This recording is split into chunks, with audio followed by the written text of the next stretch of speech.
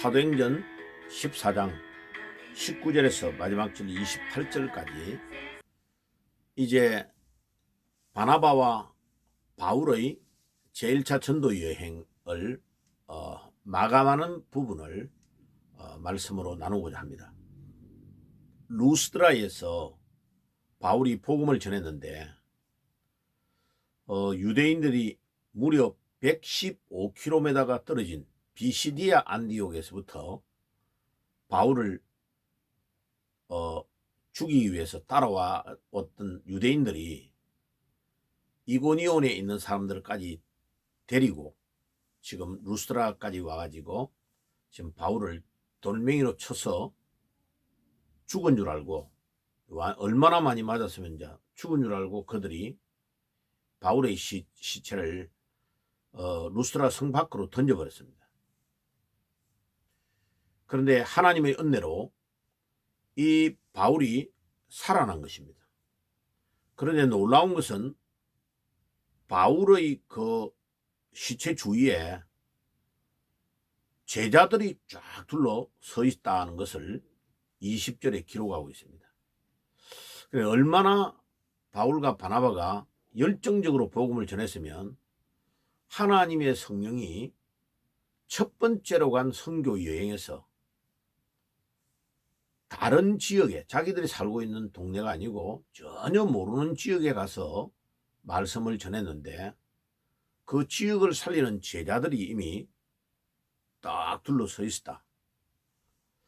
그 바울을 죽일 만큼 핍박과 어려움이 있는데도 그들이 두려워하지 아니하고 바울 주위에 둘러서 있었다. 그런데 더 놀라운 것은 사도 바울이 살아난 것도 기적인데 돌멩이에 맞아가 죽을 정도로 맞았으니까 얼마나 몸이 만신창이 됐겠습니까? 그런데 이 사도 바울이 다시 일어나서 그날 루스드라 성으로 다시 들어갑니다. 그러니까 목숨을 걸지 않으면 이렇게 할 수가 없죠. 거기에 복음을 전하다가 루스드라에서 돌멩이에 맞아 죽은 줄 알고 시체를 성 밖으로 던졌을 정도니까 얼마나 많이 맞았겠습니까? 그러면 황급하게 다른 데로 도망을 가야 될 건데 바울은 다시 들어갑니다. 그러니까 왜 들어갔을까를 면밀히 조사해 보면요, 그 답이 사도행전 16장 1절에서 3절에 나옵니다. 16장 1절에서 3절에 보면 바울이 더베와 루스드라에 이름에 보라, 거기에 디모데라 하는 한 제자가 있으니 그 모친은 믿는 유대 여자요 부친은 헬라인이라. 보세요. 디모데는 루스드라와 이고니온에 있는 형제들에게 칭찬을 받는 자니. 그러니까 1차 전도 여행 때에 지금 자기가 돌멩이로 맞아 죽기까지 하면서 완전히 죽었다고 시신을 내버릴 정도로 어려움을 당했는데 바울이 다시 그 성으로 들어가는 것은 그 성을 살려야 될 제자를 확립해 놓고 떠나야 되기 때문에 바울이 다시 들어간 것입니다. 자, 이 사도 바울의 그 복음을 향하는 열정, 그 주님을 향한 중심, 또 제자를 그 지역에 꼭 살려놓고 가야 된다는 그의 철저한 사명감, 이것은 정말 위대한 전도자임을 잘 알 수 있습니다. 그러니까 예수님 이후에 기독교 2000년사에서 바울 같은 훌륭한 목회자가 없었다는 거죠.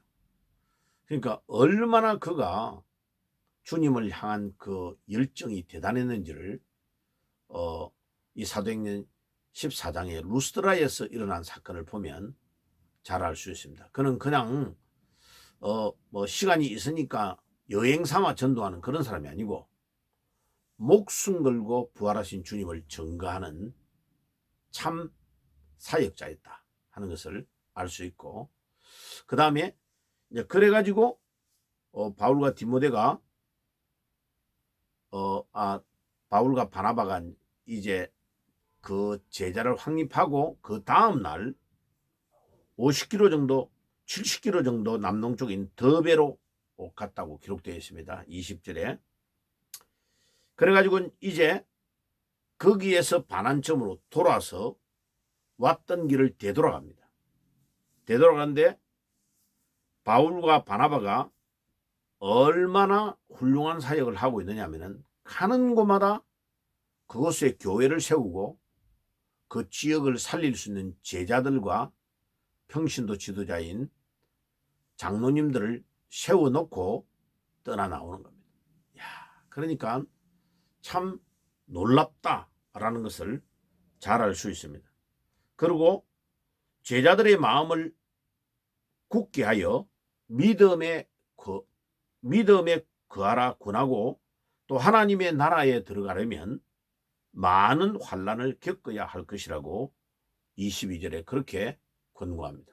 그러니까 자기가 루스트라에서 맞은 흔적, 피멍이 다 들어있는 그런 만신창이 된 모습을 다시 되돌아오면서 다 보여주면서 자기가 루스트라에서 이런 어려움을 당했다는 것을 이야기를 간증을 다 했을 거 아니에요. 그죠? 그래서 우리가 주의 나라와 복음을 위해 살려고 하면 많은 환난을 겪어야 된다 하는 것을 자기가 맞았던 모든 흔적을 보여주면서 그렇게 하니까 얼마나 성도들에게 위로가 되고 격려가 되고 힘이 되었겠습니까?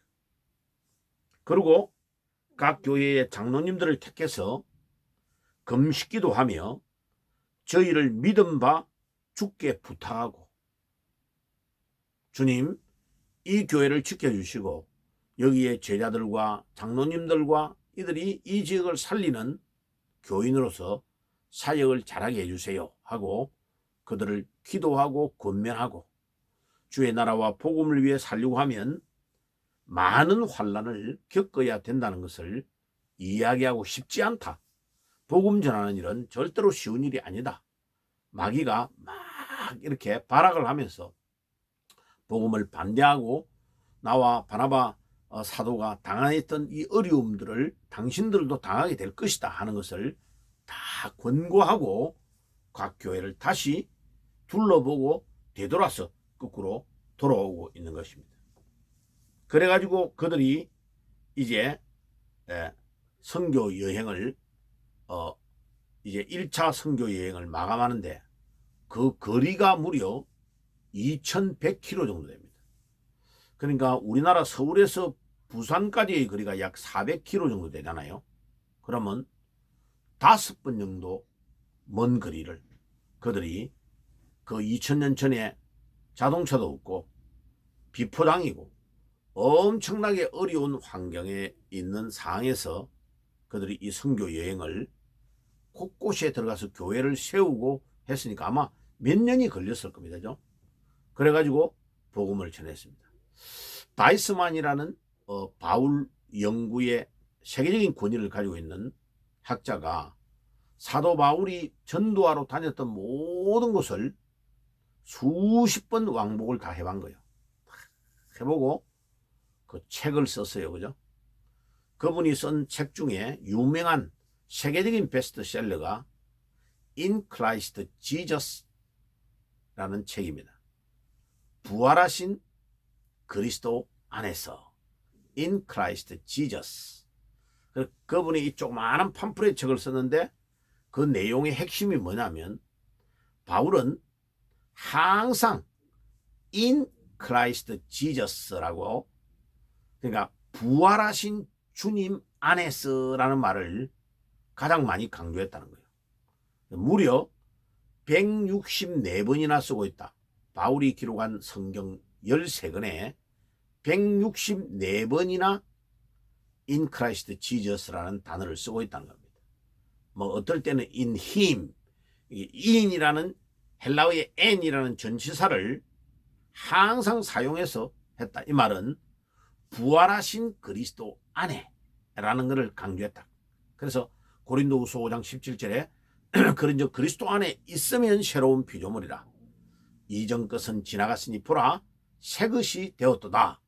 바울이 고린도후서 5장 17절에 고백했던 그 고백이 바로 바울 자신의 고백이라는 거죠.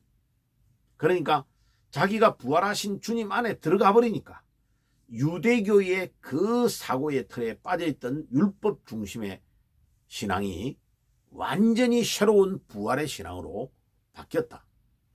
그런 신앙을 가졌기 때문에 바울이 이런 엄청난 전도 여행을 하고 지중해 연안의 중요한 나라의 교회를 세워서 사역을 하게 된 것입니다. 그래가지고 이제 수리아 안디옥인 본교회, 자기들을 선교사로 파송한 교회에 다시 돌아와가지고 그들이 하나님께서 어떻게 자기들에게 역사하시는가를 보고를 다 했습니다. 선교 여행을 갔다 왔던 내용을.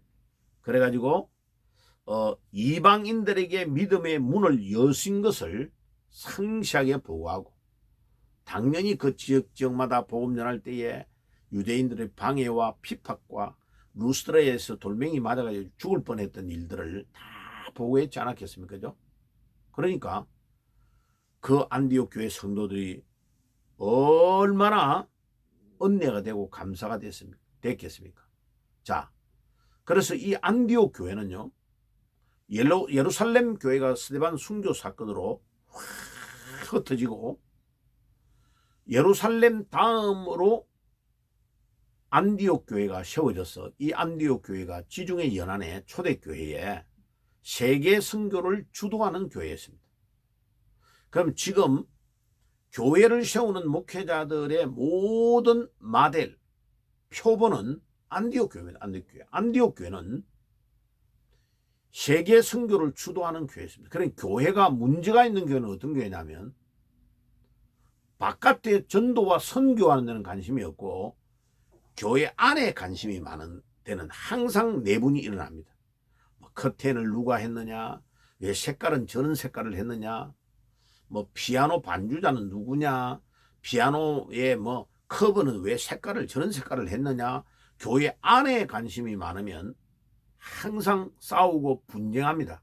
그런데 진짜 목회자들은 바울과 바나바처럼 교회 바깥에 죽어가는 영혼에 관심을 가지고 전도와 선교를 위하여 모든 관심을 바깥으로 뽑아내면 교회는요, 은혜가 충만할 수밖에 없죠. 놀라운 역사가 일어날 수밖에 없습니다. 그래서 정말 이 말씀을 듣는 여러분들, 세계 선교를 주도했던 안디옥 교회 그 성도들처럼, 또 바나바와 바울과 같은 목회자처럼 복음을 전하는데 선교와 전도에 모든 초점을 맞추고 나아가면 가는 데마다 주의 손이 함께하고 하나님의 은혜가 넘치고 놀라운 제자 양육과 놀라운 하나님의 은혜가 넘치는 것을 우리는 사도행전 14장을 통해서 바울과 바나바의 제1차 선교 여행을 통해 깨달을 수 있습니다. 자, 그래서 오늘은 제1차 선교 여행을 마감하고 바울과 바나바가 안디옥 교회를 돌아가서 제자들과 함께 오래 머물렀다고 기록하고 있습니다. 얼마나 감사가 되겠습니까?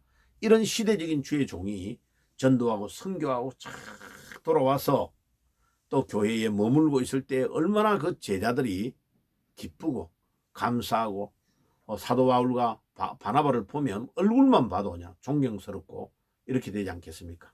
자, 그래서 이 말씀을 듣는 우리 목회자 여러분들, 전도와 선교에 바울과 바나바처럼 집중하는 여러분들이 되시기를 바라고, 교회를 다니는 우리 성도님들 정말 전도와 선교에 모든 것을 집중하면 하나님은 여러분들의 가정, 여러분들의 자녀, 여러분들의 하시는 일, 직장에 손을 들어 축복하실 것입니다. 아멘.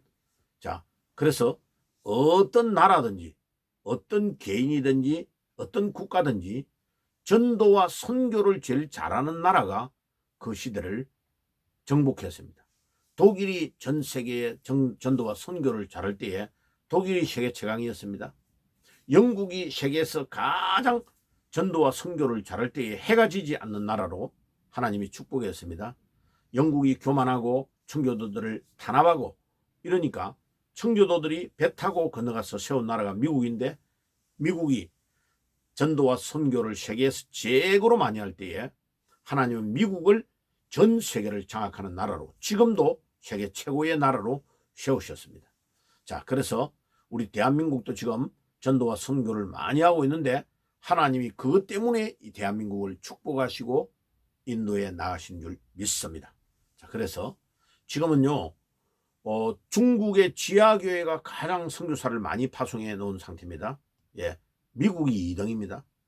예, 중국의 공산주의가 있지만은 그들 같으면 망할 건데 하나님이 그래도 중국을 지금 유지하게 하시는 것은 지하교회가 10만 명이 넘는 선교사를 전 세계에 파송해 놓고 그들이 지하에서 눈물을 흘리며 기도하며 복음을 전하고 있습니다.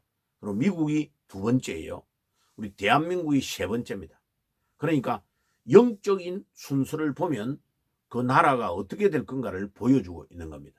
자, 하나님께서 여러분들 개인과 가정과 교회 위에 전도와 선교에 불이 붙어서 하나님이 축복하시는 놀라운 길로 나아가시기를 예수님의 이름으로 축복합니다. 아멘. 기도하겠습니다. 하나님 우리 아버지 감사합니다. 오늘도 바울과 바나바가 제1차 전도 여행, 선교 여행을 마감했던 것을 사도행전 14장을 보면서 정리했습니다. 주님, 오늘 이 말씀이 우리의 마음판에 잘 새겨지고 삶을 변화시키는 능력의 말씀이 되게 주옵소서. 예수님의 이름으로 기도드리옵나이다. 아멘. 지금은 우리 주 예수 그리스도의 은혜와 하나님 우리 아버지의 사랑하심과 성령님의 교통하심이 오늘도 복음에 불타는 주의 종이 되기를 소원하는 모든 주의 백성들 머리 위에 지금부터 영원까지 항상 함께 계실지어다. 아멘.